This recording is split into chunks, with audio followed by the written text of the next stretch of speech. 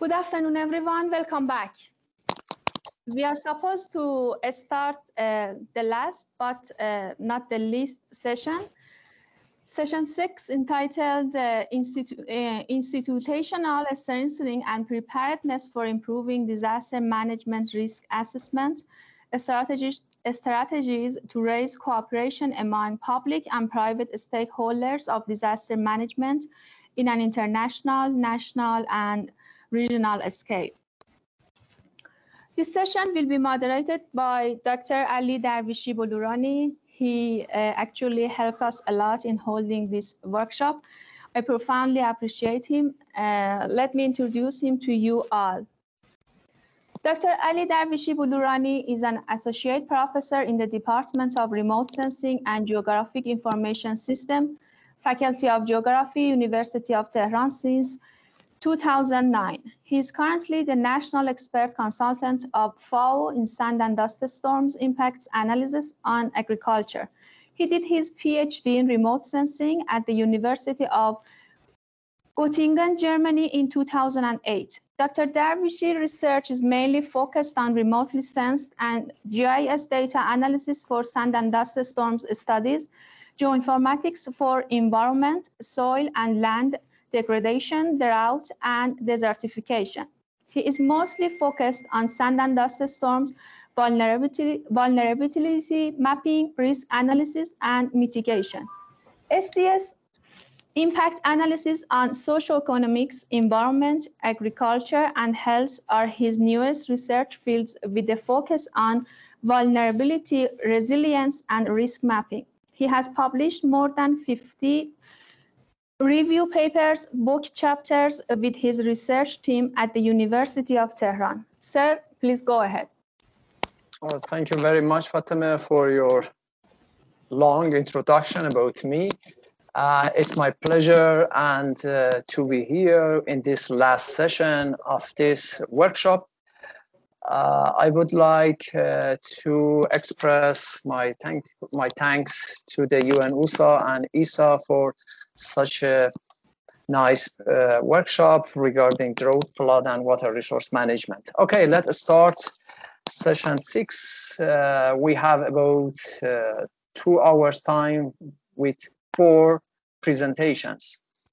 First of all, I would like to introduce Dr. Abbas Ostatagizadeh, the medical doctor, master of public health, PhD for disaster and emergencies. He is an assistant professor and the head of Department of Health in Disaster and Emergencies, Tehran University of Medical Sciences. Dr. Tagizadeh will talk about disaster management in Iran, and he will present a review of policies, strategies, and plans. Dr. Tagizadeh, the floor is yours. Please go ahead.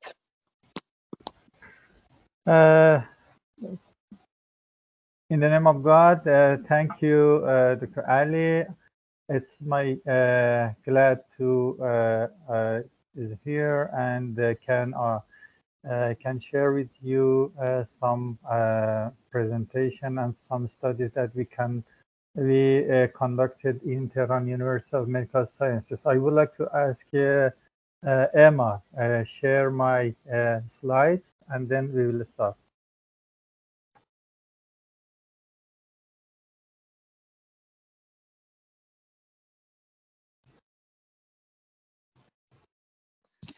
Hello, Dr. Abbas. I haven't received yet. Maybe you can try to share a screen again.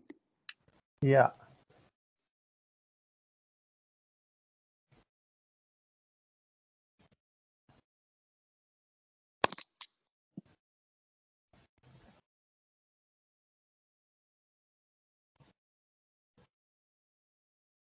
Can you see my screen right now? No. Dr. Tagizadeh, would you please immediately send it to my email?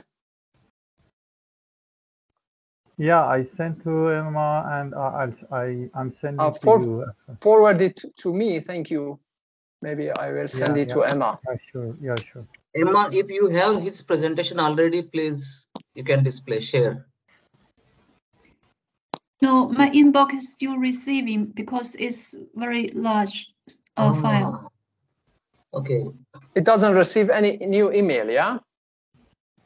It's updating inbox because it have 7 megabytes. Okay, okay, send it to me. But Dr. Abbas, you can share with the top. There is a arrow, top arrow near the microphone Yeah, button. I think the first time you share your screen successfully. Yeah. Let me try again. Sorry. Yeah. And then you can click on the windows. Yes, after yes, I click on the know. arrow, click on the windows, and then you can Yeah, choose your PPT file, Windows. PowerPoint. Actually, he did it once, but I don't know what's the problem. How about yes, right now? Can you share? Can you see? I received. Okay, Okay. that's good. Okay, that's good. Okay, maybe Emma, you can share. Yeah.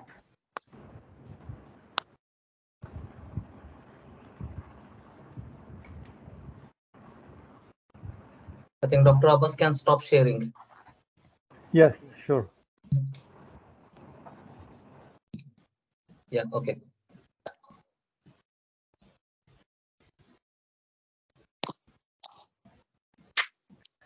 Okay. Thank you, Emma. Thank you, Dr. Ali. Okay, next slide. My presentation is about the disaster management in Iran and review on policies, strategies, and policies. I will try to focus on the, climate-related disasters such as flood, climate change, and drought, and etc.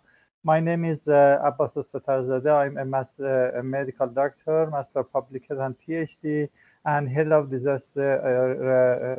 head of Department of Disaster and Emergencies in Tehran University of Medical Sciences. Next slide, please, Emma.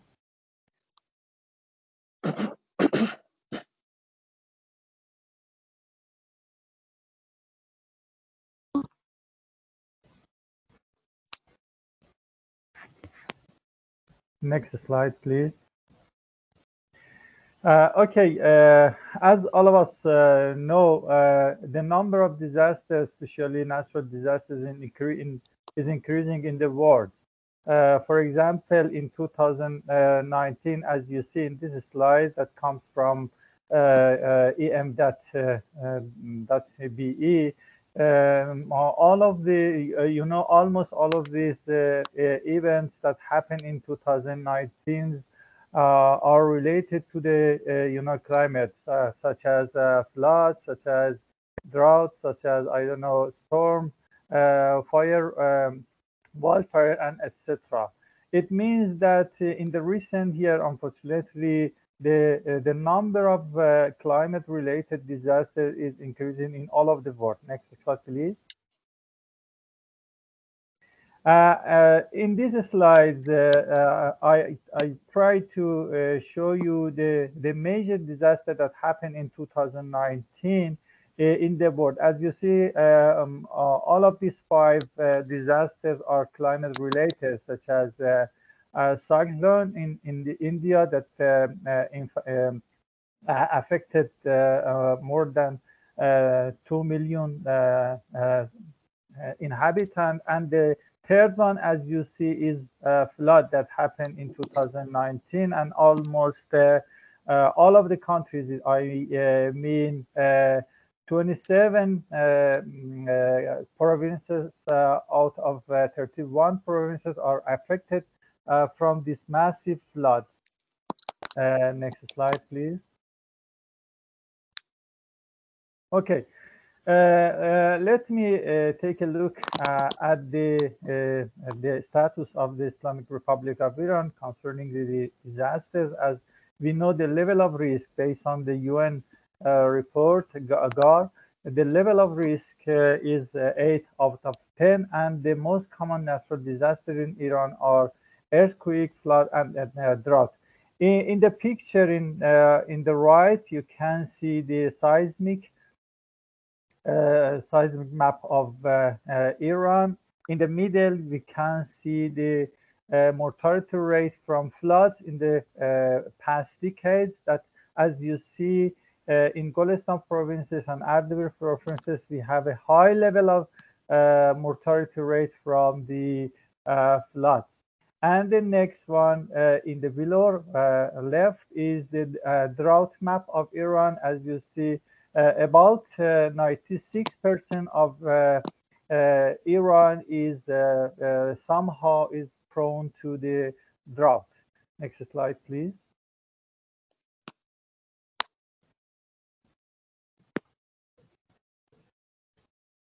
Next slide.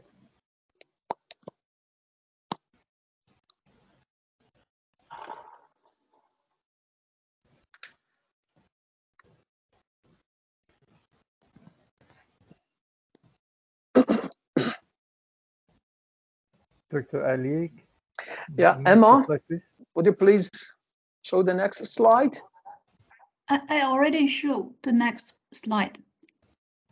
Can you see? Actually, I request speaker to be a little patient. Emma is switching the slide immediately when you say next, but it takes a couple of seconds to display at your end because of internet speed. So she's very prompt. Okay, thank you. Thank you so much. In the next slides, I will try to rapidly take a look at the Iran disaster risk policies that issued by the Supreme Leader in 2005. As you see, the first one in improvement of the education, awareness, and safety culture. It means that for Iranian people and for Iranian authorities, the education and awareness, especially among citizens as well as authorities, is so important concerning preparedness and response to disasters. The next one, this policy is about the investigation and research centers. We need to support this center. We need to provide some evidences for decision makers. And the next one is about the unified commanding. All of us know that unified commanding is so important especially for effective response to disaster. This is so important in the third disaster risk policies mentioned that we need to use disaster information management systems. It means that there is a very good capacity for using a space-based, disaster information management in the policies. Next slide, please.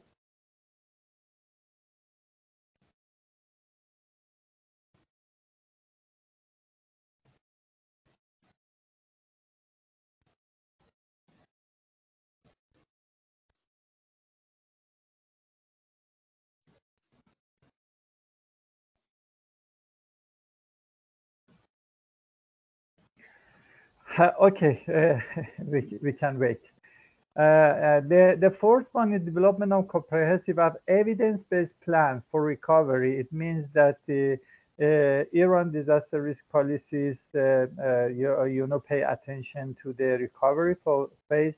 The next policy is development of disaster risk transfer mechanisms such as national disaster funds.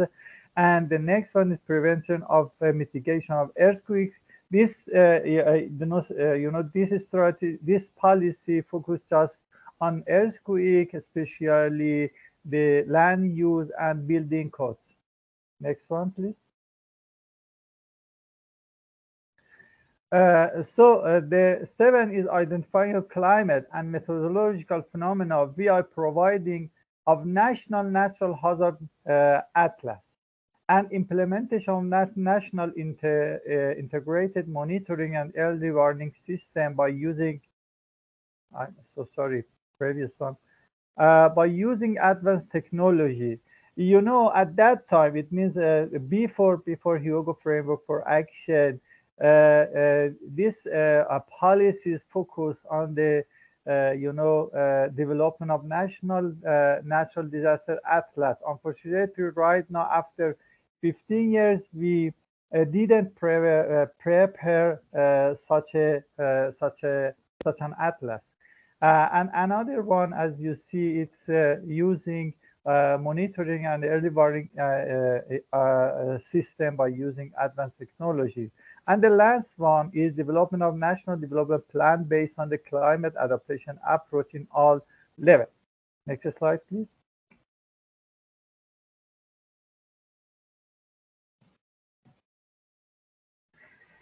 Okay, what can we do in what we did in Tehran University of Medical Sciences? I will try to present very briefly to my PhD thesis that is related to the climate change policies and climate change disaster. The first one is analysis for policymaking for evidence-based informed implementation of Paris Agreement. All of us know that the Paris Agreement have two main strategies. The first one is climate mitigation, and the next one is climate change adaptation strategy. We try to implement and develop some evidence-based policy making for implementation of Paris Agreement in this thesis. Next slide, please. Some of the article published in the next years in the peer-reviewed journals, and I will try to explain very briefly about the details. Next slide, please.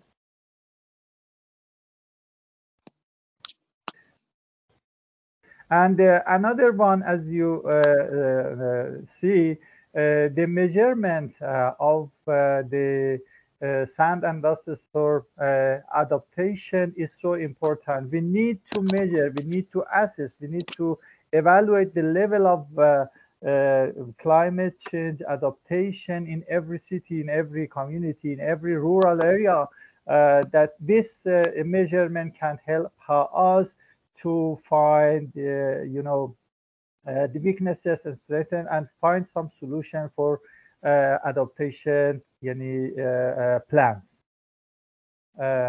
Next slide, please. As you see in this slide, there are different articles that published in the peer-reviewed journals. Next slide, please.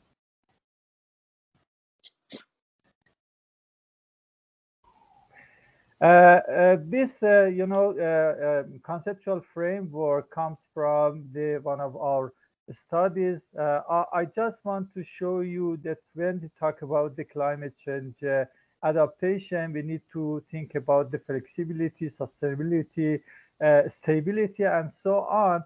And we need to know that lots of the indicators in cultural domain, in social domain, in institutional domain, natural domain, and physical domain can influence the level of sand and dust storm adaptations.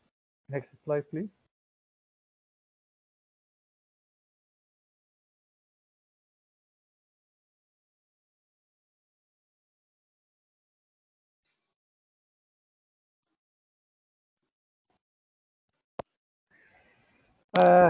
Based on our our research, we suggest 5 main strategies for sand and dust storm and as well as climate change adaptation strategy, as you see.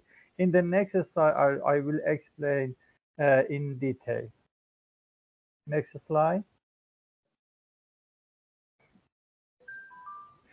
The first one is educational development. We need to develop educational, as it is mentioned in the risk policy of Iran.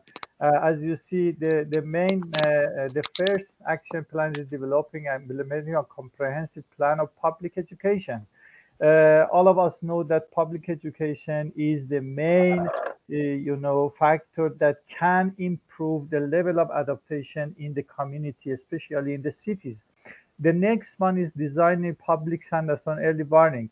We can develop some early warning system for specialists, for authorities, but we need to transfer the knowledge of early warning to the public and to the inhabitant.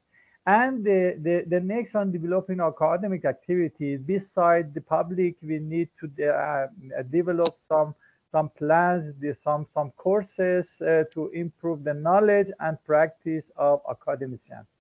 Next slide. The second strategy is public participation. I think based on our research in Tehran University of Medical Sciences, we can suggest developing and organizing our NGOs network.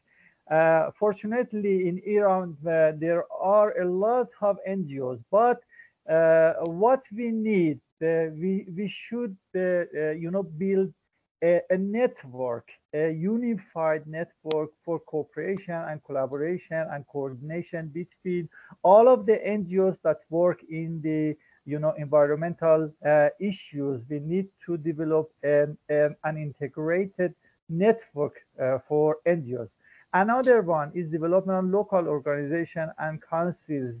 We know that there are different climate situation in different cities, in different provinces of Iran, but we need to involve local organizations such as city council and etc. And another one, we need to develop some community-based initiative for sand and dust storm adaptation. The third strategy is intersectoral collaboration. I think one of the most challenges in Iran is intersectoral collaboration. I think there is the same in other countries. Always cooperation and collaboration in disaster, especially in disaster in response phase, is so important. We need to have an integrated sand and dust storm operation plan, as well as a unified interventional systems. I mean, a unified command system and unified emergency operations center that can cooperate and coordinate all of the interventions. Next one, please.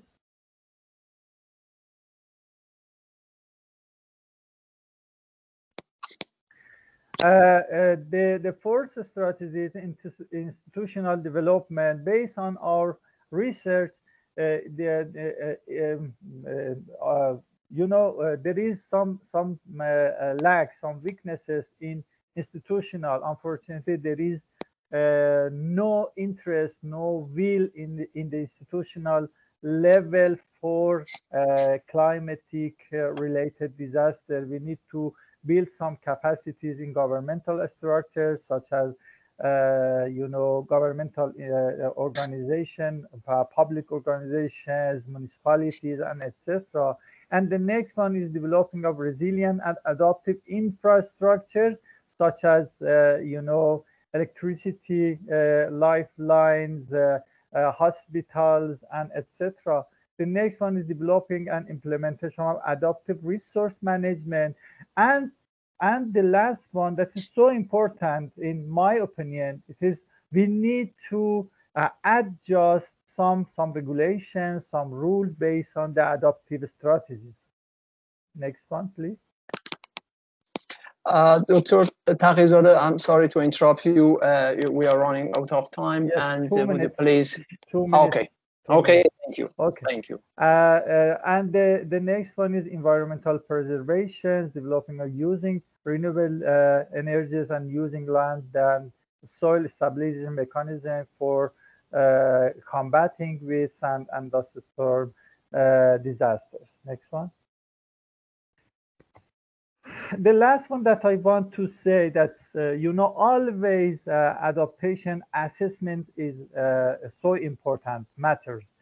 In Tehran University of Medical Science, we develop an assessment tool that can assess sand and dust storm adaptation in cities in 4 categories or 4 capacities. The first one is optimistic capacity, adjustment capacity, coping capacity, and response capacity. Next one, please.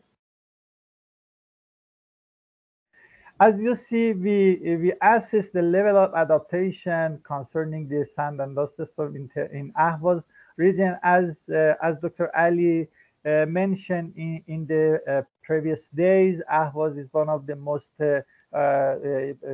cities that are prone to sand and duster. So as you see in the south east of the city, we have a low adaptation capacity. We need to focus to improvement of sand and soil adaptation strategies in some areas.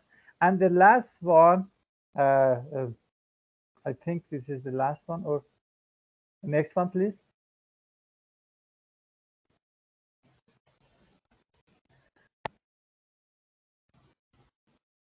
Next one.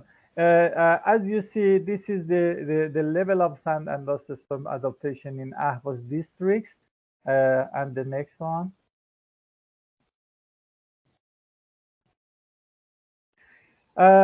So we have some challenges for implementation of COP21 in Iran. The main are, unfortunately,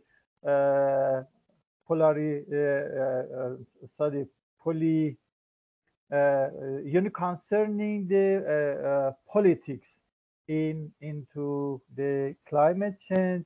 The next one, lack of climatic perception, and the last one is lack of evidence-based decision-making for climate change adaptation and mitigation strategies. Next one, please. Okay, thank you. I hope I can share with you some ideas about the climate change disaster in Iran and can use from your knowledge. Thank you, Ali. Over to you.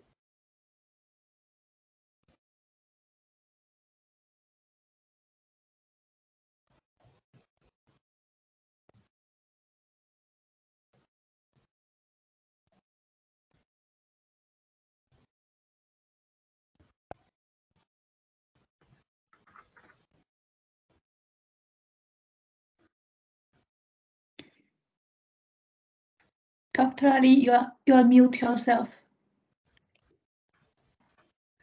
I can't hear you. Actually, okay.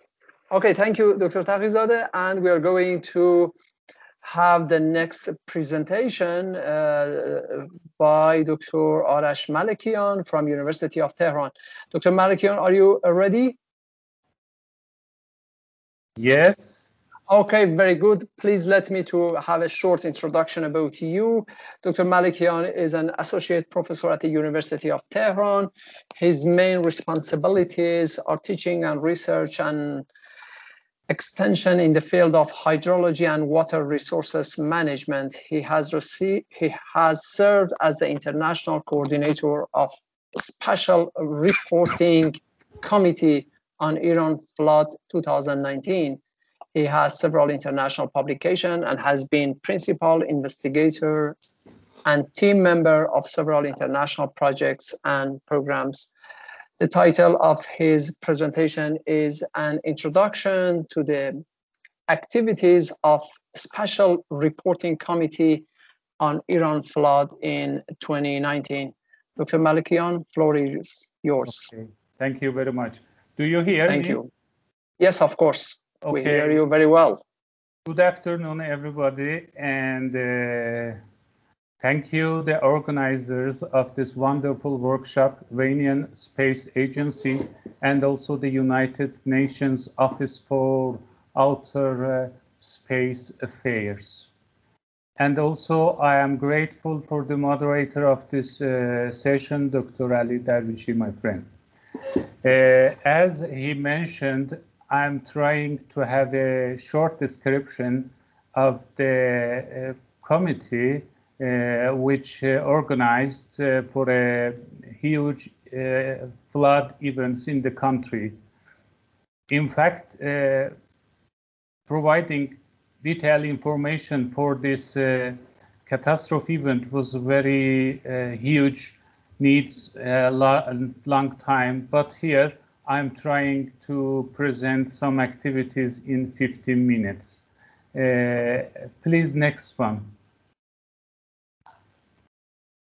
You know, here I'm talking about the floods. Our country receives just 1/3 of the annual precipitation of average in the world. And we are an arid and semi-arid region, and some extreme events such as flood and drought are inherent characteristics of the country. Next one, please. Flood through the history have brought untold wealth and prosperity to civilizations. Meanwhile, they have caused tremendous losses and resulted in suffering for people.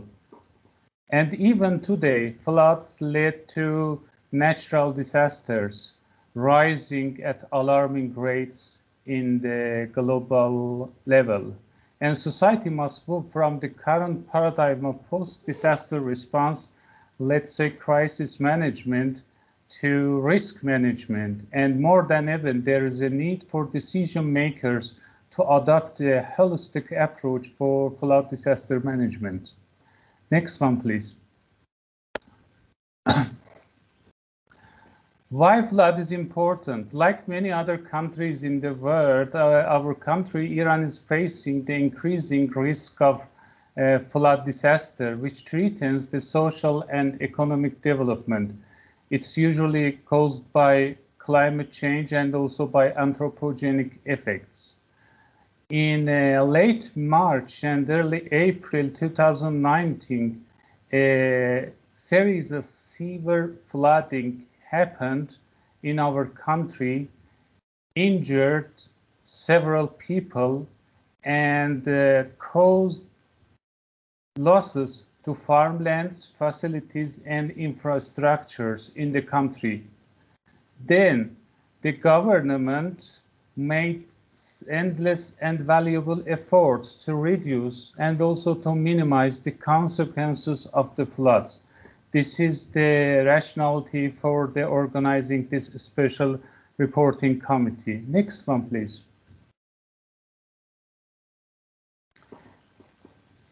Here you can see the country map. The blue one is the affected provinces, and the red ones are severely or heavily affected regions by flooding in, as I said, in late March and April 2019. And you can realize that almost all parts of the country were threatened by the flooding event, and it was at around the New Persian Year's holidays. The next one, please.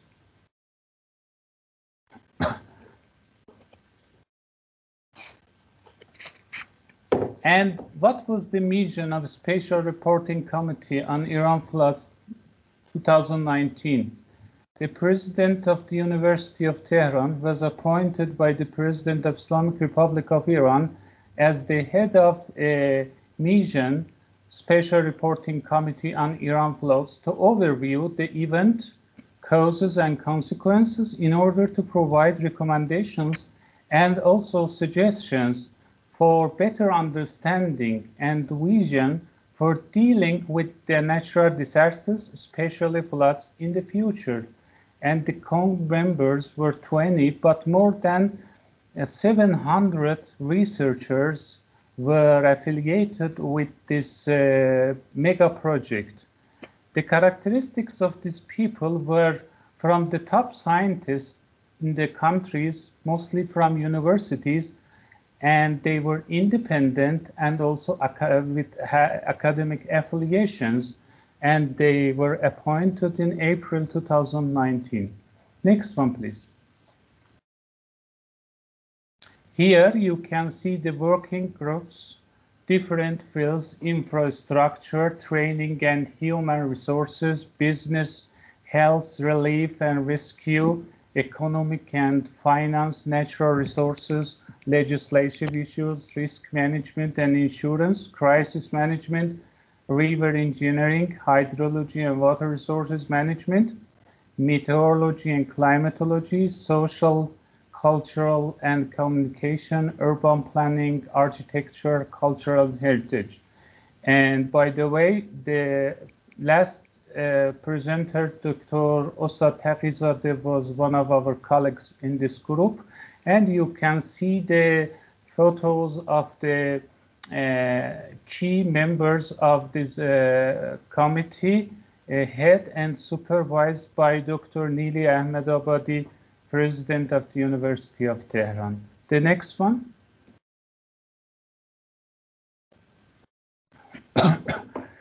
And the mission was to answer to 110 questions asked by the president of the country about this flood event, and also a review of international experience of flood and reforms aimed at increasing resilience of this phenomenon, investigating the causes and factors related to flooding, and also to preparedness and management in different fields, from meteorology to water resources, infrastructure, environment, agriculture, and natural resources.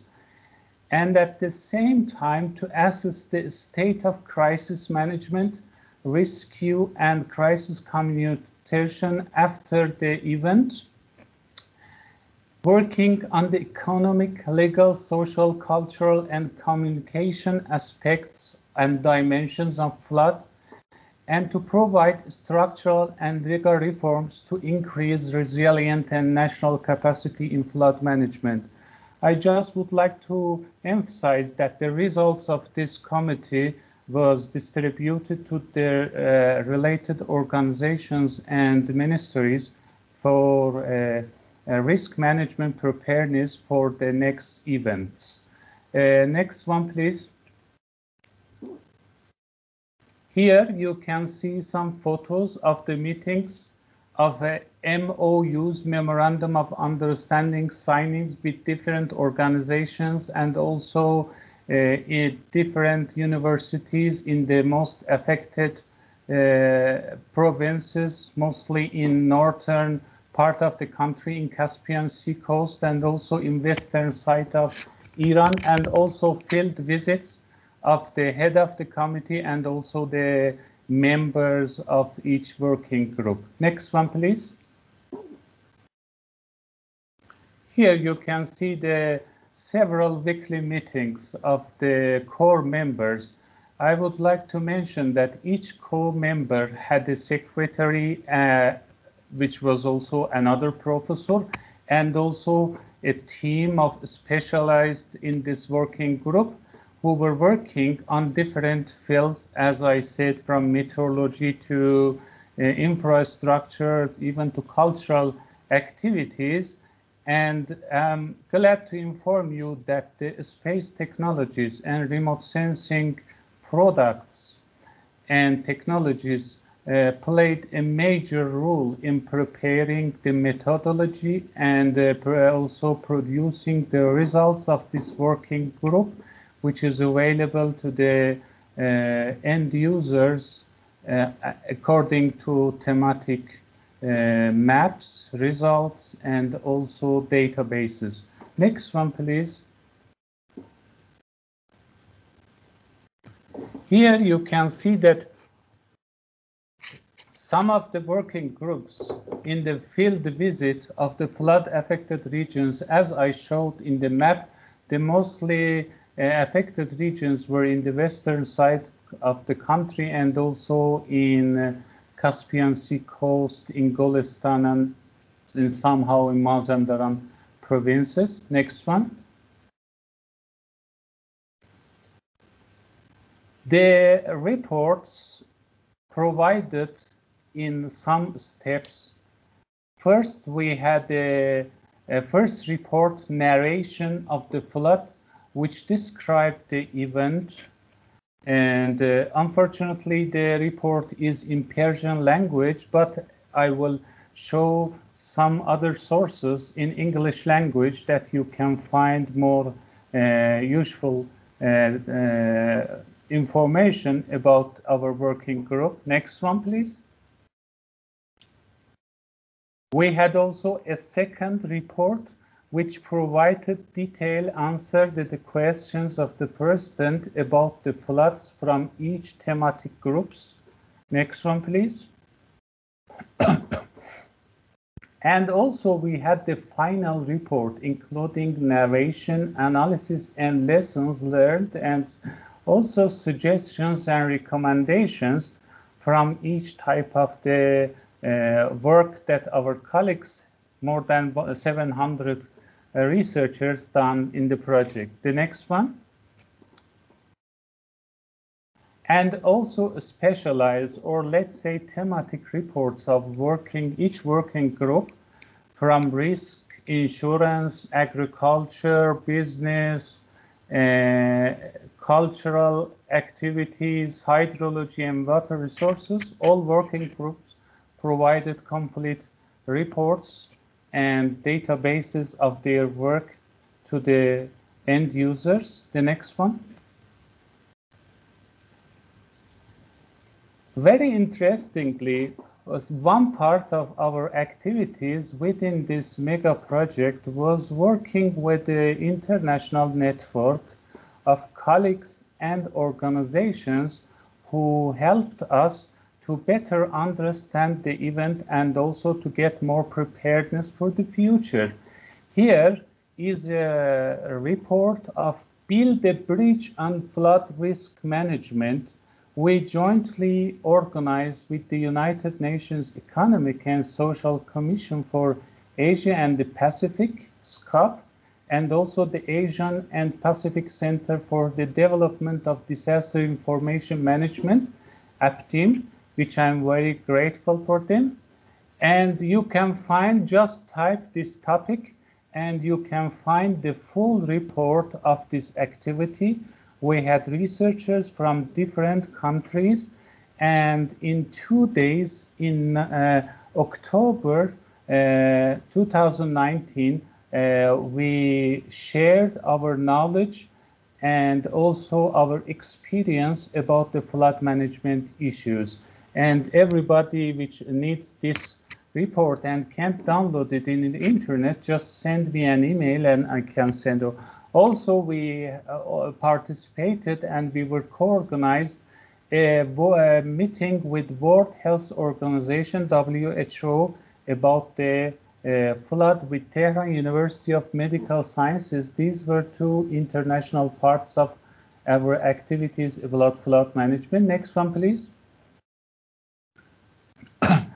And also the suggestions and recommendations of working groups and also the achievements of the delegation sent to the relevant ministries and bodies by the president as a rule to work according to the findings of this special reporting committee. The next one, please. Here to show you that some activities that done and also the space technology applications were used in preparing the results, maps, and other things. For example, quantity of agricultural lands affected by floods and also the amount of damage. Remote sensing played a major role in this part for crops, for orchards, for vegetables, for livestock damage, for aquatic products, and also for agricultural infrastructure. Case by case, our colleagues calculated, estimated, and also resulted the damage caused in each part. The next one. Here is the work on infrastructure resilience in a pumping station in a river in, I think, in Lorestan province, done by our infrastructure working committee. You can see applications of remote sensing and also space technologies from this part. The next one, please. And also some other examples, damage caused by houses and also by infrastructure such as bridges, done by our colleagues in the infrastructure working group on time series of photos. and maps. Next one, please. Here is a map of our colleagues in hydrology and water resources group for working on the hydrology and river network of Golestan province in the Caspian Sea coast, and they modeled it and use as well the space technology in hydrological modeling. The next one also. Here is, for example, in Khuzestan province in southwest of the country, also done by our hydrologic group. And you can see the location of dams and reservoirs behind them. The next one. Here you can see the results of the hydrologic working group. They also use the radar hydrology in their work for precipitation estimation and also in the modeling. The next one.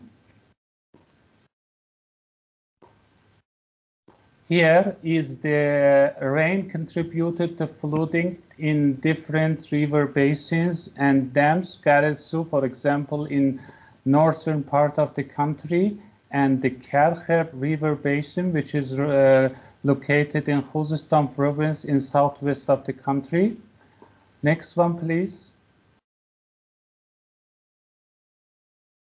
This is scenario development and performance evaluation for one of the reservoirs, let's say in Dez Dam Reservoir, and you can see the development of the methodology and how they work on the operation and working on the ideal scenarios of forecasts for flood preparedness. The next one, please. This is the flood management evaluation approach provided by our colleagues in hydrology group, and in modeling and also in working on developing different scenarios, land use scenarios, remote sensing played a major role. I will finish Dr. Davishi's. Okay, thank you. Thank you very much. Next one. Next one, please. Okay, this is developed, for example, by urban planning, architecture, and cultural heritage section on different cities. Next one.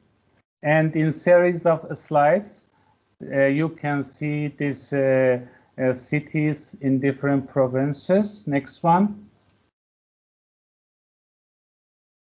Methodology. Next one. In the application and analysis in different provinces. Next one, please.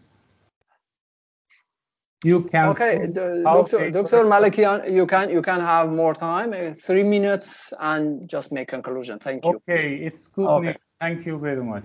This is don't hurry up, yeah. Case study in city of Poldochter, one of the mostly affected cities by the flooding event.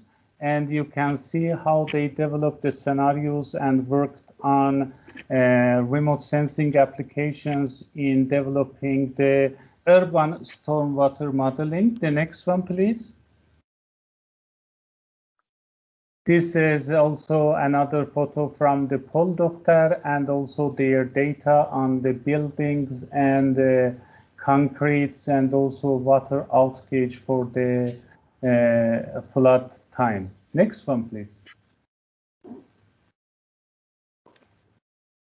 Here the city map and how they work with the urban density and its effect, and also the invasion of cities in the floodway, which cause damage. And you can see the location of important places on their city map, for example, schools and medical centers, and how water entered to these important centers during the flood. The next one, please.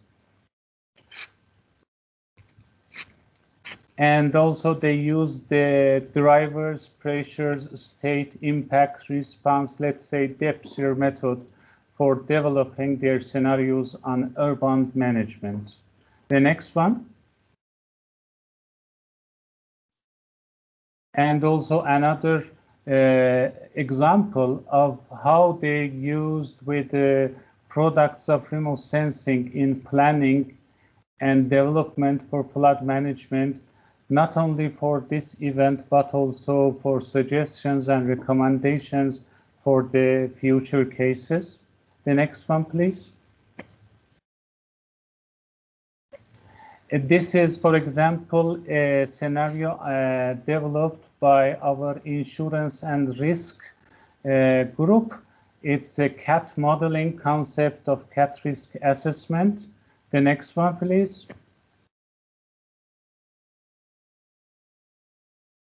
And you can see different resolutions and also different risks from urban, regional, and national level. They calculated the risks associated with each flood event. The next one, please. They use the probabilistic flood risk modeling, and also they developed the insured loss and damages for each section for buildings and also other city infrastructure. The next one. I hope it's finishing. Thank you very much. And I'm sorry if I used most of my time. And thank you for the moderator. It's okay. Davishi. Thank you. Thank you very much. It was very interesting and very informative report regarding the flood in Iran. Just one that it's very difficult to present a very yes, of course. project. Yeah. 700 people in 50 minutes. Yeah. I know. Thank you very much. Okay, thank you very much for your presentation. And I know it's a huge project and cannot be presented even in 1 hour. By the way, thank you for your nice presentation. And we are going to have the next presentation is from a young, let's say, scientist, Mr. Sajjad Khazanfarnia. Do you hear me? Yes, I can hear you clearly. Okay, very good. Let me to have a short introduction about you. Would you please turn off your microphone? Yeah. Dr. Malikian as well? Okay. And Mr. Sajjad Khazanfarnia is a senior satellite system engineer working on CubeSats as his main interest in space systems. With this interest, he started to establish a startup on space education, engineering, and entrepreneurship named Faza Do Tir, something like this. Hopefully I'm right. It started by developing hands-on, followed by projects on CubeSats. He and his team in Faza Do Tir are now working on CubeSat consultation to cover multiple missions to improve new space and fertilize businesses related to CubeSat in the near future. We will talk about let me to find the topic. And Mr. Khazanfarnia, floor is yours, and you can have your presentation in 15 minutes. Thank you. Thank you for your great introduction, and good afternoon to everyone. It's my honor to be part of this session and workshop. As the professor said, it is very important to go for these disasters, like water-related disasters. Next slide, please. Next slide, please. Oh, okay. So I'm going to talk about the DUCONS, Disaster Early Warning Cons, which is a constellation of CubeSats for a solution to water-related disasters. Next slide, please. As Dr. said, Dr. Ali said, I am a space engineer. So basically, my solution would be based on a space segment related to it. We are presenting some ground segment on the dashboards too. Next slide, please. My startup, Faza.ir, is working on a space engineering and entrepreneurship. Basically, we have different projects under engineering section. Drought is one of the orbital projects under engineering section, as you can see here. Next slide, please. We are going to cover needs, and then we go to talk about the DoQ plans and their concepts, and then we follow it with services to SDGs that is related to UN. Next slide, please. As the professor said, we have different problems with water, from shortage to floods.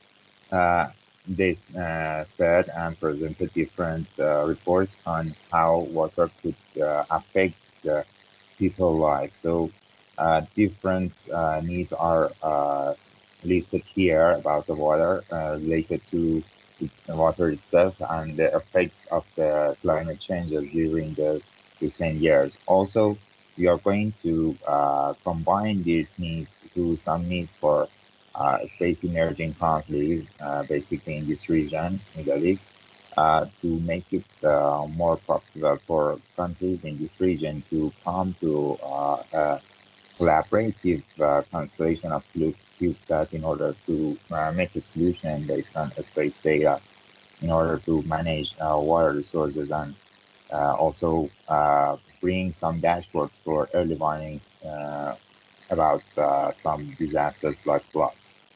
Next slide, please.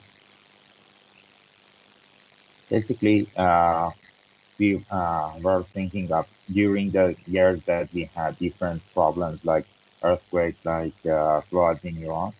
So we were thinking of finding some solution based on previous works that different countries in other countries like European countries has faced with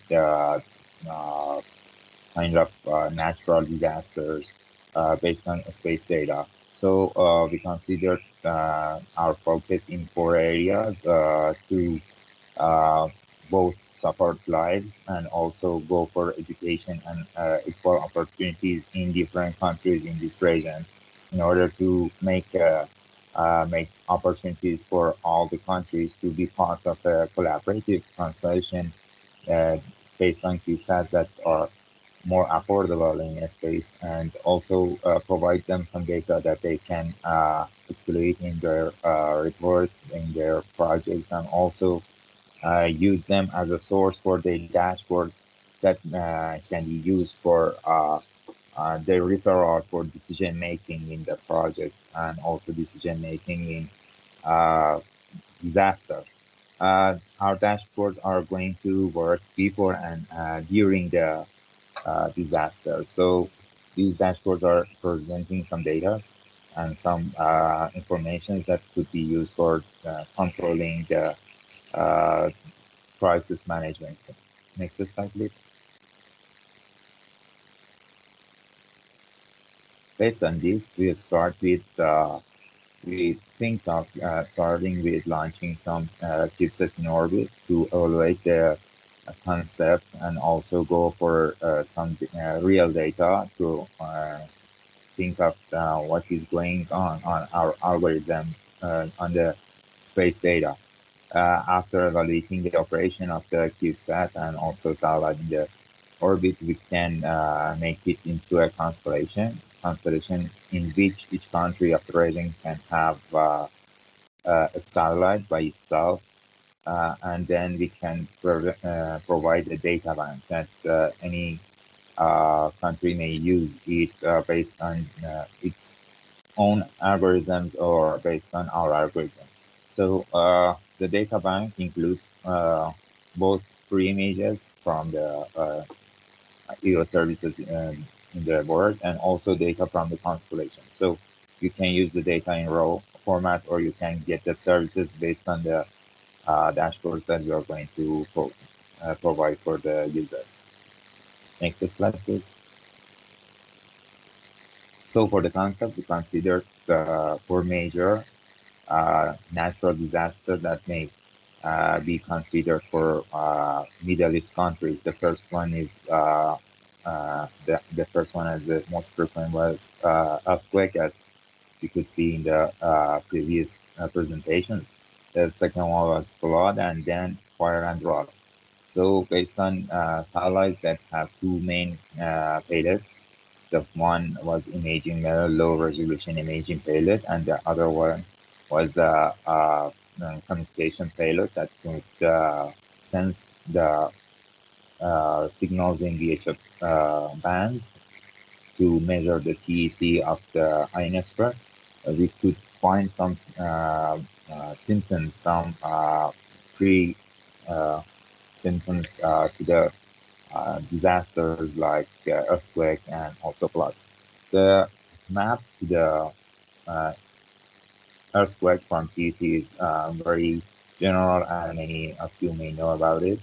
And the map from monitoring water resources like surface waters, snow and ice could be generally defined by algorithms from our team in the software tool. So we could also monitor the temperature changes in different areas. So based on that, we can find some solutions to predict the possibility of fires in different areas. Next slide, please. Based on that, very simple one CubeSat could be composed of a payload of an imager and also a VHF payload that could be used as a passive radar, and also other components as regular in CubeSat as platform of this payload. Also, we considered ground stations. For the first CubeSat, we considered 20 ground stations in different provinces of Iran in order to evaluate the data that we get from the satellite and check it with the data that we could find from TEC based on GPS signals. And also, it was something that we can use based on the ground network on data processing system.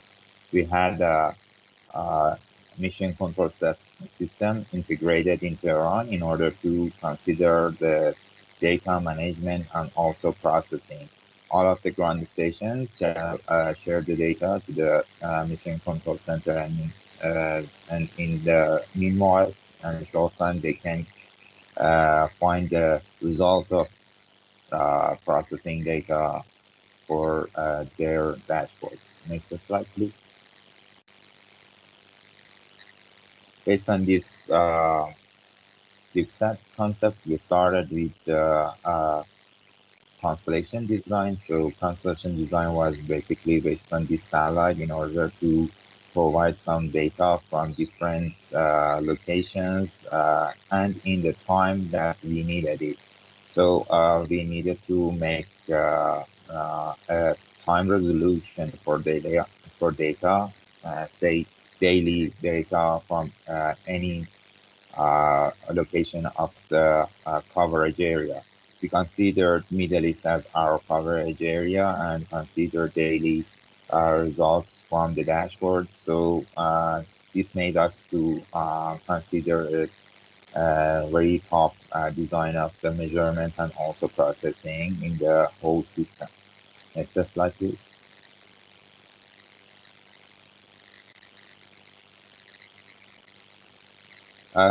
In order to make it happen, we needed to design and also verify the design, basically based on the commercial or educational softwares that we got.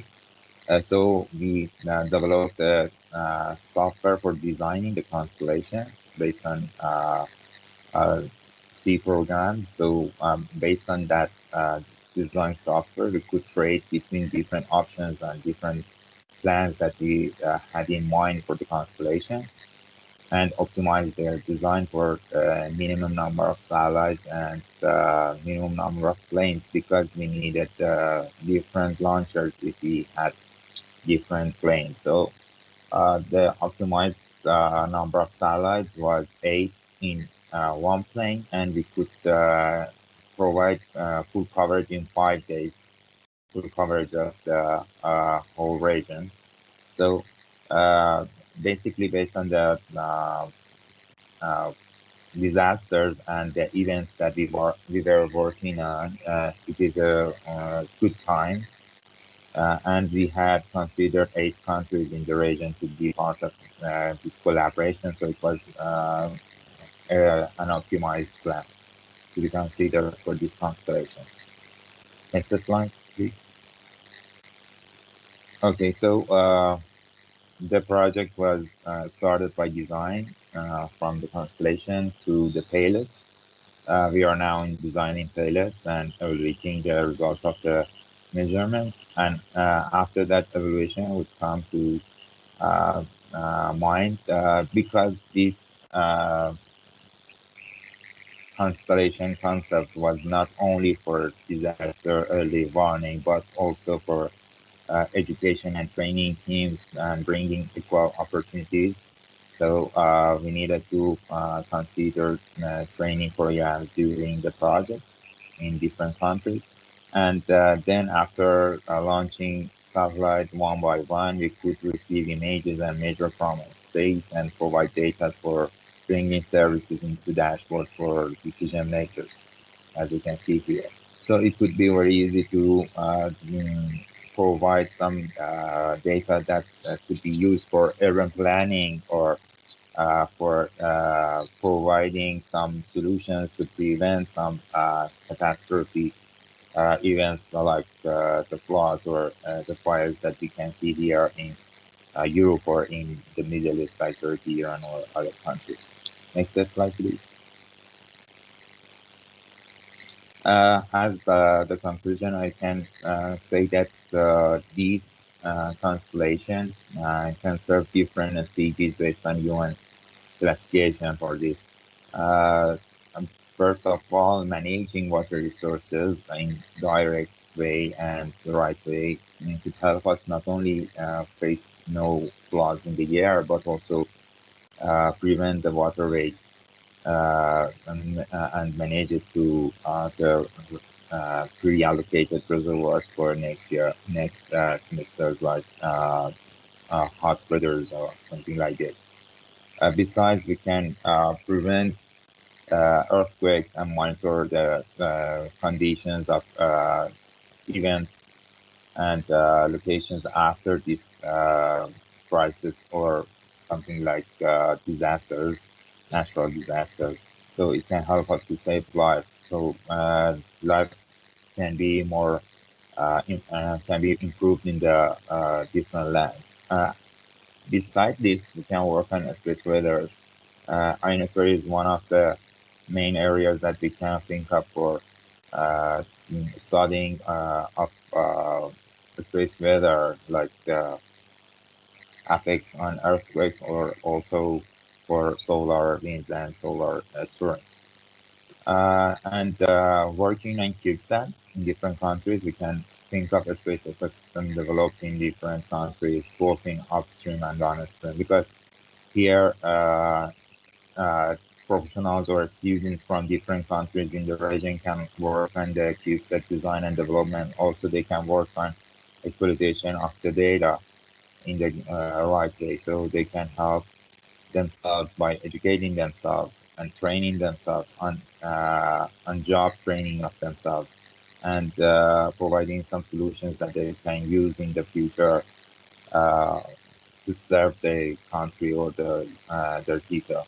And besides, sharing the knowledge between these countries considered in this constellation through a collaboration could help to improve the level of knowledge and also technology in an equal way in different countries. So it can be useful in an educational way too. Next slide, please, and it is the last slide. I should thank you for listening to me. We are working on the application phase now. We are going to inspire by sharing the results and having more people to be part of our team and work with us for this constellation, and we hope we can find some solutions to help people for facing such disasters. Next slide, please. Thank you again. Thank you very much. Thank you. Thank you very much for your nice presentation, Mr. Kazanfarnio.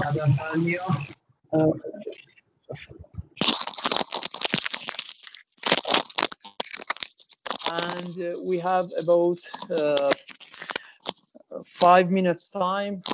If any of audience or people in this room have any question to the 3 presentations, Dr. Taqizadeh, Dr. Malikian, and Mr. Kazanfarnio, please ask, or you may raise your hand or type here in meeting chat part, and they will try to answer.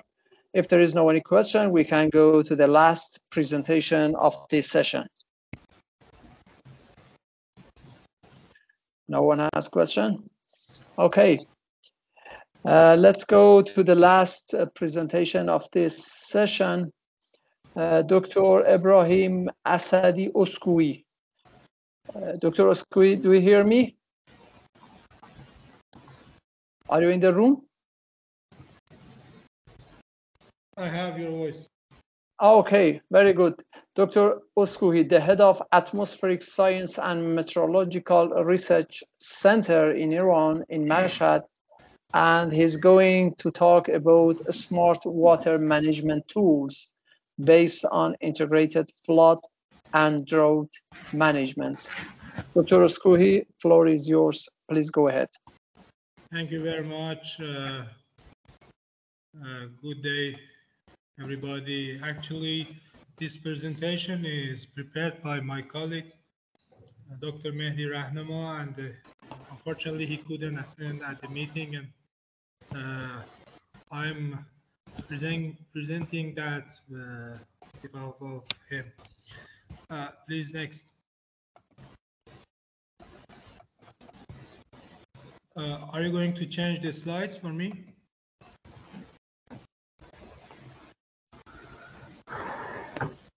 Emma will do it. Emma, do you hear me? Okay. I already changed the slide. Okay, thank you. Thank you very much. Yeah, there may be some delay of like 5 seconds, so please wait. It depends on internet speed. Okay, thank you. Yeah. Thank you.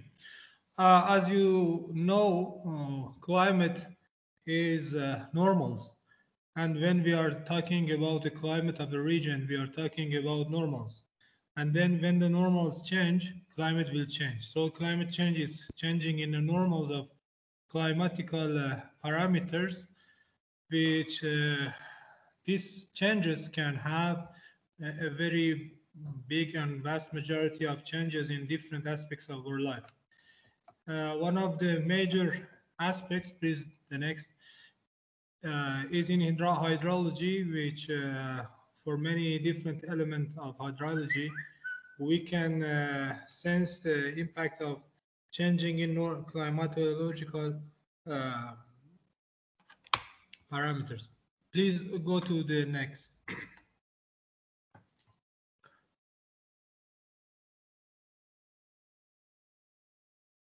Yeah. As you can see in this diagram, different elements of hydrological cycle can be affected directly or indirectly by changing in normals, for example, in temperature. For example, as you will see in the next slide, the shape of precipitation, the amount of snowpack, and everything will change, and all of them can consequently change the other things. And because of that, we will have a very side effects of climate change in our daily life. Please go to the next.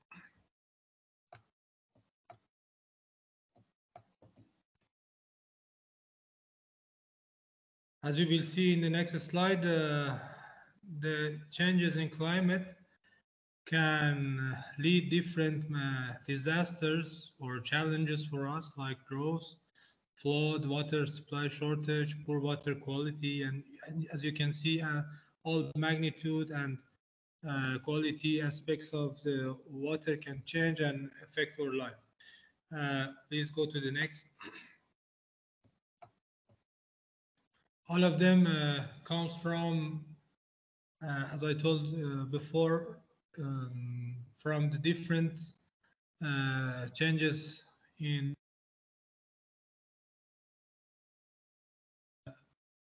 temperature goes ahead. We will have, please change the slide. We will have less snow and more rain. We will have more floods, less snowpack, earlier snow melt, and all of them, many of them are you're completely familiar with them. Please go to the next.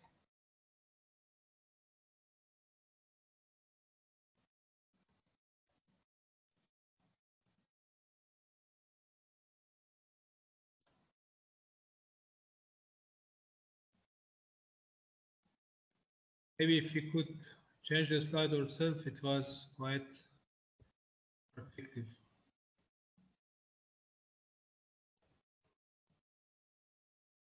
As I know the slide, okay. Please go for the next also.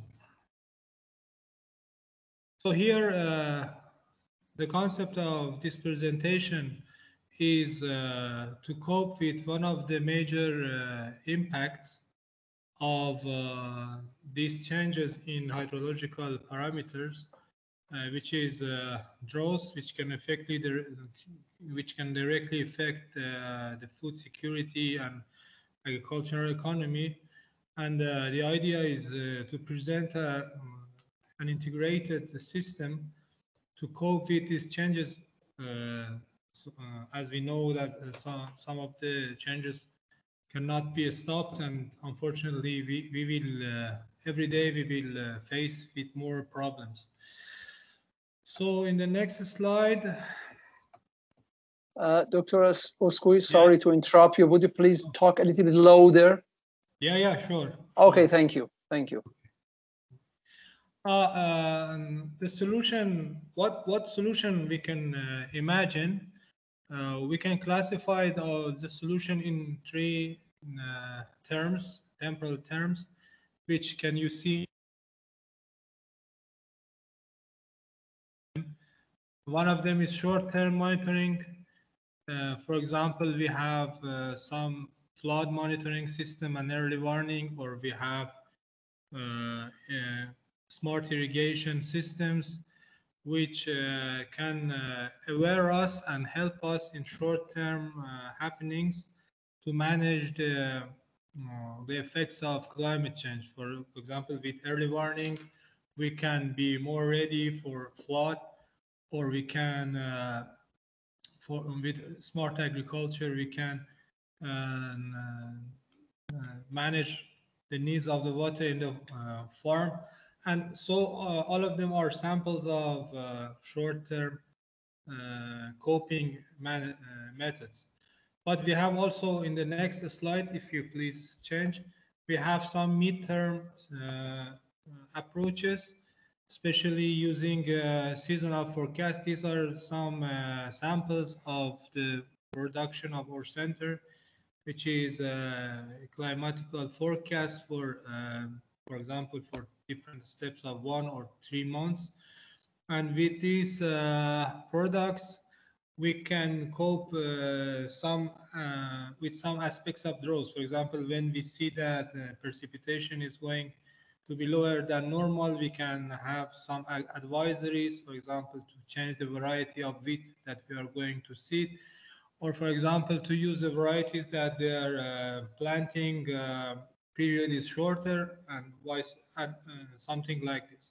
So with short and mid-term approaches, we can cope and we can mitigate some aspects of this undesired climatological aspects. And also in the next slide, you can see the long-term projected changes. For example, if we consider more than 1 year and decadal or even, for example, longer periods of time, we can do and select some strategies which is better for future situation. In the next slide, the question is what tools we do we need for coping in different steps and different terms. It seems that, as you see in the next slide, it should be a very, we can say, complicated system which has many different subsystems that can, take the different kind of data from the space, from the earth, from the weather, and then by combining them and putting them beside each other, we can do better management and try to take the ways that mitigates the bad effects of climate change. In next slide, you can see some kind of data. Well, the most, or maybe the preliminary one, is weather network data, which comes from different countries, from different parts of the world. Or, for example, there are some specified databases like soil moisture database, which some countries are sharing their soil moisture data on it, especially the United States and also some European countries. And also, for example, FluxNet data or hydrological data are needed for large scale part of database. In the next slide, you can see some major satellites also, which their data is very important. This is also a part of observation data that we need to have to go inside them and put them, arrange them beside of the other data. Next slide, you can see some models. Also, models are very important because just observation is not enough. You know that if you just lay on observation data and without paying attention to the models and the forecast, you cannot do the smart decision. So a combination of all of them is needed. In the next slide, there is a diagram that shows the vast varieties of observation data, which comes from ground stations, situ stations, or also satellite-based data, which you can see that they are, all of them are related to each other, and all of them should be interpreted in the presence of each other. And also in the next slide, you can see the same thing for models. It means that we should have all of the data and also the results of all of models to beside each other and to combine them and at the end try to get a more reliable results. So please jump to a slide and go to slide 21.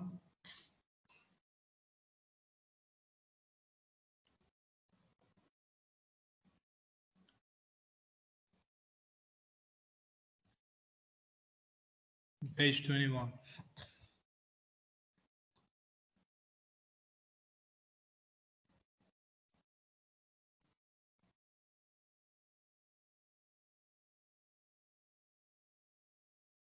The next.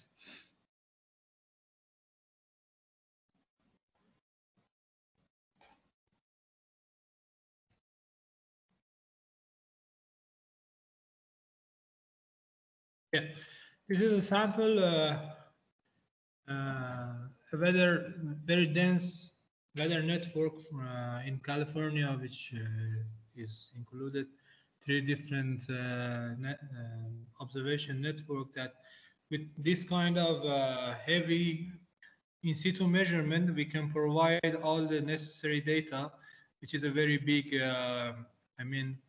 lag now, because we have this gap of data, for example, in our country. We need such dense and heavy observation to see that in the next slide, you can provide the basic layers of information that can be used in interpretation of climate behavior, and also to be able to decide to make good decisions. Also, beside of this heavy land measurement, with complementary, in the next slide, with complementary some drone and other airborne satellite observation, the data can be completed, and you can have a reliable data set which can be fed in the models. And at the next slide, you can see the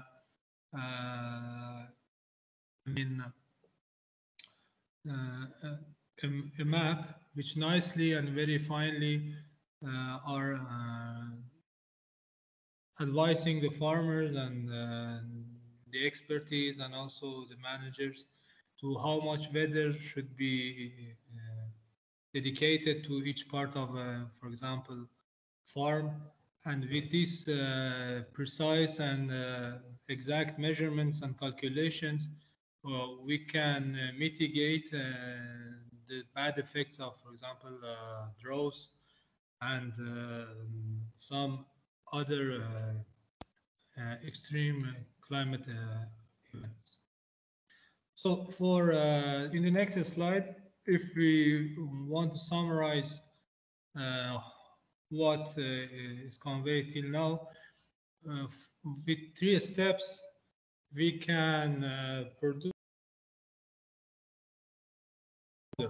I mean, if we want to have an integrated smart water management tools, we should pass 3 steps. We should understand the past by analyzing historical data. Fortunately, as you will see in the next slide, satellite observation provide us a very good historical data from specified land and weather parameters, and also with managing the present and using the result of models and forecasts, we can prepare us for the future. In the next slide, for example, you can see about historical data. You can see that now we have the information from recent years that nicely can analyze the spatial and temporal variations and situation of different environmental data. For example, in this map, you can see vegetation index changes for a very long period of time, for around 20 years, 25 years. And this can help us to analyze. Again, in the next slide, you can have a diagram that shows that NDVI, how NDVI has changed during different years. And you can see that in recent years, the amount of information is increasing by entering new satellite information. Again, in next slide, you have a map of watershed changes. In the scale of watershed, you can see the changes in vegetation situation with a very good and acceptable resolution. Again, in the next, you can have comparison between what you have expected normally from stream flow as I told you, the normal situation means the climate, and then you can see the changes in the comparison of the normal situation of climate in aspect of stream flow. The next, please.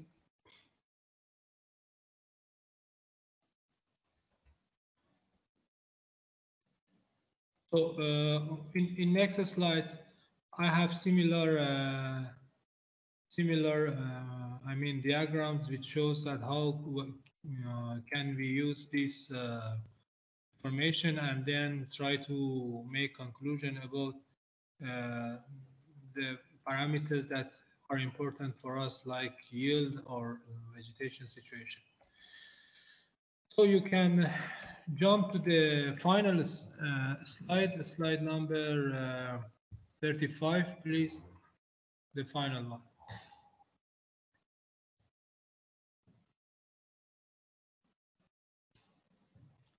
Slide 35.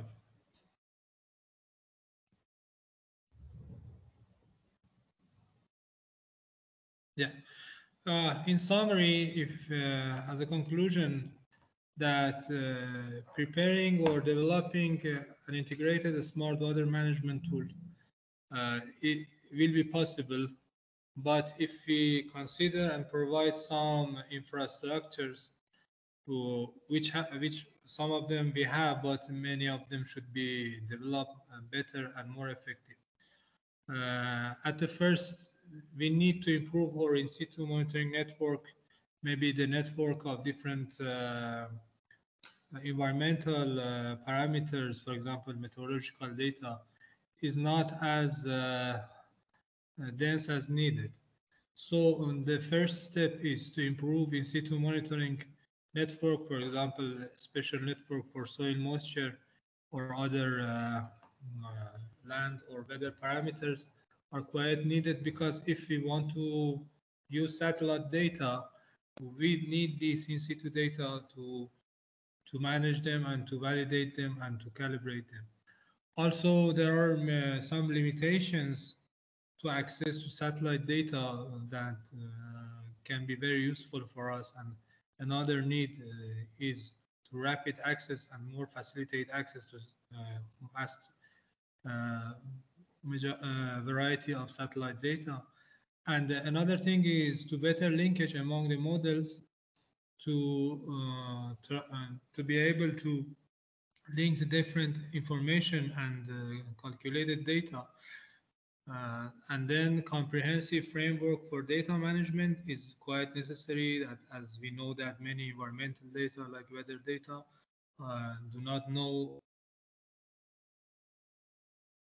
easily share, and all, at the end improve delivery system to decision makers. So it means that after all these infrastructures, we have also to do some action to facilitate end users and decision makers to be able to access this data. Thank you very much for your attention. If there's question, I'm ready. Thank you very much, Dr. Oskouhi, for your nice presentation about the integration of modeling and measuring for disaster and for monitoring some climate parameters. Thank you very much. And the room, if anybody has some questions or comments or remarks, please raise your hand or type it in the meeting chat. Okay, Mr. Ravan Shishirish Kumar, please go ahead. Thank you. Thank you. This was really very, very wonderful session, because we aimed this particular session mainly, it was not like other sessions where mainly research was presented. This was mainly to ensure some kind of institutional strengthening, preparedness for improving disaster management, and also increasing cooperation with the public and private stakeholders. So the right group was brought in here. So quite a learning through this session. So Dr. Arash presented that huge mega study on the flood. I was just wondering if similar level of study or reports have been prepared for drought, and also another related aspect to that is like multi-hazard assessment. Like, okay, a lot has been done on flood, but at the same time, all disasters are important and multi-hazard element has to be incorporated. So outcomes of this particular report, if that needs to be integrated with other hazards or disasters. Is there any thought given on those aspects? So I don't know if Dr. Arash would like to address, or even Dr. Abbas or someone else. So this is just a topic for, yeah, open for discussion. Thank you. Good. Thank you. Dr. Maliki and Dr. Arash. Do you hear me? Yes, yes, go ahead. Thank you for your nice question. Preparing multi-hazard thematic maps is very important, absolutely. But the aim of this project was working on flood issues. And our colleagues in insurance and risk subcommittee work just on flood affected lands, but the suggestions and also methodology can be amended to work in a multi-hazard aspect. Yes, it is possible, but as a conclusion, this was just about the flood. Thank you for your question. Thank you. Thank you so much. With permission of moderator, if there are no other questions, I have two more short questions to other panelists, but let us see if someone else would like to ask. Otherwise, I can take the floor again.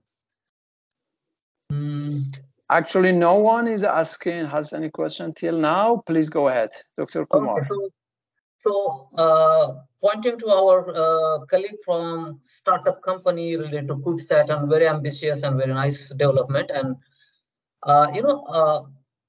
I come from India, although I work for UNOSA, but I come from India, and I keep eye on developments within my country also. And recently they opened up space sector for privatization. So now probably, okay, it was a bit late, but I think it is done, and we will see boost in a lot of companies launching rockets or preparing their own private satellites and all that.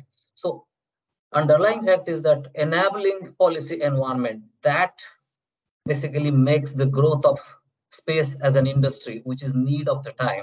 And I could see through this particular presentation, the things are happening in Iran. But if the presenter can focus on how the environment, policy environment is enabling in Iran for this, is it already like letting a lot of companies come up and develop like in integrated way? So just some comments on policy environment. And then I will ask another question also, and then we can give it to them. For the first presenter, it was very nice presentation on strategies, development policy strategy for Iran. And Sendai Framework talks about having all national disaster management and local strategies in place by 2020. So is the strategy already formally approved, and Iran can say that, okay, we have the strategy, disaster management strategy, and that also incorporates space-based technologies. So thank you. These are two questions. Thank you. Anyone want to make some comments or add some remarks? Okay, go ahead, Mr. Khazanfarnia. Yeah. Excuse me. I wanted to give some comments and responses to the question. Basically, I should say that the strategy in Iran is so close to the one in Europe, maybe. We have some kind of innovation centers and accelerators that are dedicated to space technology in Iran, maybe 4 I know, and growing number in different cities of Iran. So they are in charge of providing some guideline and some funding resources in order to help the startups go through the right way that provide some products and applications that could be using kind of like projects of governments, and also for some projects that could be beneficial for themselves as a business. I can shortly add that, as you mentioned, it is the first years of this kind of new space in Iran, India, and some countries like this. But I guess that the fast-paced emerging technologies that, like space is growing in new space these days, can help them to grow in a short time and in a very great ecosystem. Okay, thank you. Thank you. I also want to add some points regarding your comment, Dr.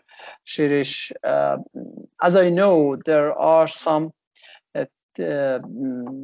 let's say, startups in Iran, mainly from universities, from technical universities, that are focusing in such issues and the developing of some, let's say, some kinds of space technology for environment. As I know, Iran Space Agency has some warning and monitoring system regarding the flood, regarding the fire, wildfire, etc.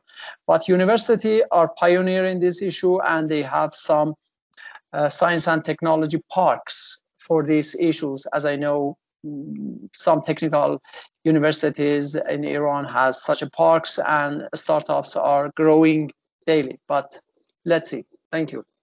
Any other questions or comments? If there is not, let me to summarize very shortly this session and close it and deliver it to Shirish and Fatemeh for making closing remarks. In this session, we had 4 presentations in the sessions of advocacy. First, we had a presentation of Dr. Ustad Taqizadeh. He talked about the policies, strategies, and plans regarding disaster management system in Iran. And he presented some of his projects and works with PhD students. After that, we had a presentation of Dr. Malikian from University of Tehran as the international coordinator of Special Reporting Committee on the flood in Iran, and he showed us some aspects and different aspects of this mega project in Iran, and also some technical issues regarding the use of satellite images in this project.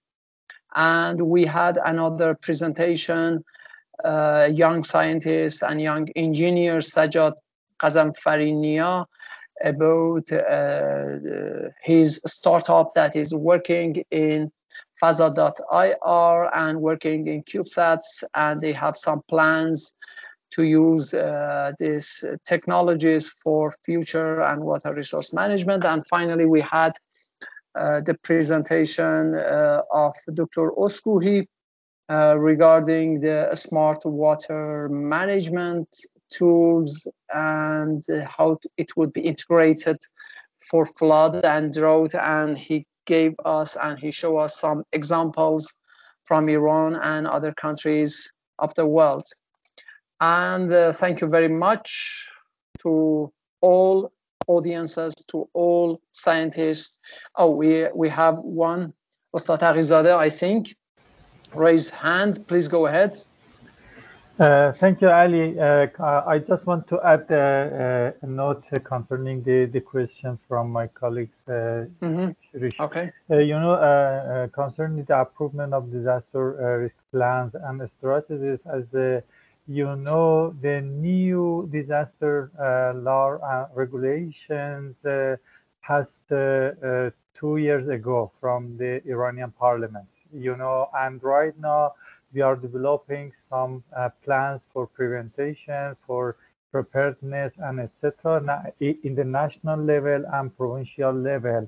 I'm a member of this community, and I'm trying to add some of the evidence-based, knowledge into the national plans. And unfortunately, after finalizing these plans, they should, approve in the governmental, the new government of Iran, and will issue it for interaction. Thank you. Thank you. Thank you very much. Thank you. Okay, if there is no any other comments or questions, I am going to deliver the floor to you, both from Yunusa and Isa, for making the final remarks. Thank you.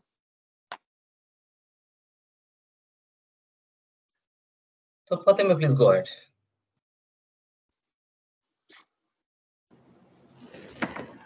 Thank you very much, Dr. Ali, for your nice moderation, and I thank respected lecturers for this session.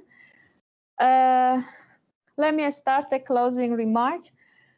Ladies and gentlemen, on behalf of Iranian Space Agency, I would like to appreciate you all for participating in this international conference. Inadequacy of space-based services available to the community than the potential capacity to use space technology, unfortunately, has significantly increased the gaps between developed and developing countries in the use of this technology. As a result, a large population in developing countries has not yet been able to obtain the full benefits of the current space technology revolution. We believe that the United Nations could take steps essential towards reducing this growing distance between developed and developing countries and ending this harmful trend against the developing world. Putting new space technologies at the service of development fairly and equitably is essential. Obviously, the day when individuals and governments think globally and feel responsible for important international issues by adhering to scientific and practical foundations and take an active part in decision-making, wishes will have a chance to come true.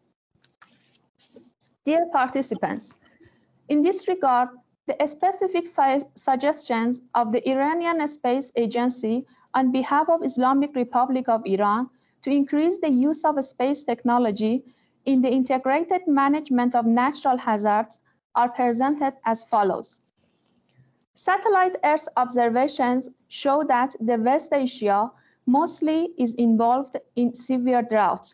Realizing this fact highlights the need for careful consideration of the issue and optimal management of water resources, a type of management that can provide both the water needed by the agricultural sector and the water needed by natural ecosystems and wetlands such as Helmand and Hoveyze to preserve the environment and biodiversity. Considering the ISA and Iranian private section as active members in the Earth observation data task team of the United Nations Committee of Experts on Big Data and Data Science for Official Statistics, the demand for more diversified, sophisticated, and rapid statistical services could be met by leveraging the emerging sources of big data, such as those relating to remote sensing imagery, transactional and social media data, and mobile device data. ISA can be a hub in the region for collecting, analyzing, and producing different layers of information for real-time monitoring of any phenomena. Iran has the necessary expert capacity to take this opportunity. The Islamic Republic of Iran has capacity essential to take an active part in Sustainable Development Goals, SDGs, and global urban observation of sustainable cities and communities. Considering Iran's newly establishment calibration sites as reliable reference sites for calibration of different remote sensing instruments of United Nations and other countries, establishment of innovation space centers and their networking with the assistance of the United Nations, specifically in developing countries, defining joint regional projects in the field of disaster management, aiming at developing international cooperation, especially at the academic and private levels. Several participants underscored that the next workshop should emphasize how scientific cooperation can lead in concrete terms to improve understanding among both academic and political leaders from the countries. It is also useful to consider a specific mechanism for cooperation that can bring about such benefits. Participating in a joint conference or workshop on one or more specific topics is one form of cooperation. One meeting can be useful, but to have lasting impact, there should be structured follow-up activities, such as convening a continuous series of workshops around the same or related topics over an extended period of time in order to strengthening of startups and defining incentive mechanism by governments under the guidance and policy of the United Nations. Another possibility is to identify a specific scientists or institutions that will continue to work together on problems identified in the workshop, thus building institutional and personal relationships as well. The participants in the workshop emphasized the need to develop the space technology ecosystem in the countries of the region to properly manage the catchment areas while maintaining the watershed of water resources. In the field of drought and sand and dust storm management, the following items are proposed based on the lectures presented and national and international capacity and potentials. Studying global experiences and existing international agreements, as well as reviewing instruments and documents regarding the existing programs, actions, and agreements relevant to international conventions and institutions to identify opportunities and challenges in using regional and international capacities. Drafting a regional program on controlling the origin of sand and dust with the use of space technology by holding symposiums with officials of the neighboring countries under the umbrella of UNDP, UNUSA, and ESCAP to align the countries of the region to manage sand and dust storms. Ladies and gentlemen, in conclusion, United Nations and consequently UNUSA is the biggest network for space activities in the world. Governments willingly share their works and look for collaborations, especially about SDGs-related projects. This trend may be repeated for private sector under United Nations coordination, with a bolder role to shape a public-private partnership for more out of space. This may include both applications and technology aspects. It can be more fertile in space emerging countries, while international collaboration could help them to achieve better outcomes in short time. Thank you for your kind attention. I would like to have Dr. Shirish to kindly take the floor, and I'll have to say goodbye to everyone.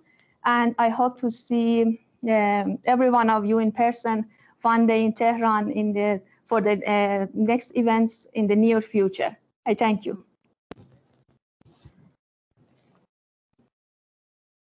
Thank you so much, Fatima, for your wonderful remarks. That also includes a really very excellent summary of the workshop. And I think those recommendations will go forward in the policies and advisories for the governments, not only in Iran, but within the region. I think that's what we achieved through this particular workshop. So that was so wonderful. Before closing this workshop, I would like to share a few things. So everyone is talking now the language of sustainable development goals, and that exhibits the universality of the sustainable development goals compared to what we had in Millennium Development Goals, which people thought is donor driven, it's mainly for developing countries. But here in Vienna, which is one of the best cities in the world, when I go to malls, I see SDG banners in the malls. I saw SDG banners in China, in Beijing, on the bus stops. And even the richest countries like Sweden and Norway, they also talk of sustainable development goals. So it's really universal. And when our startup company also had a slide on linking their outcomes to sustainable development goals. Or yesterday, just it happened that one of my Chinese friend entrepreneur sitting in Germany says, I have some report on reducing poverty. How can I include that in UN efforts and help in the SDGs? And that shows the universality. I think we are all bound together by sustainable development goal, whether we are space technologies, disaster management, climate, or academician or some. So we are bound by sustainable development goals and other supporting frameworks like Sendai framework for disaster risk reduction, climate change, or any other agreements like biodiversity convention and all that. So really world is coming together with the thought process that has been channeled by those particular frameworks. And this workshop is no exception. It is feeding into those particular channels and those particular frameworks. And it was so timely that while this workshop was going on the same day, in the first day of the workshop, the IPCC launched its new report, and DPC calls it red code. I mean, nothing can be done if we don't take very drastic actions. And this is what actually we have tried to address, that very critical sector, drought, flood, and water resources, which also gets affected hugely by climate change. So it is a timely effort. So a few opportunities.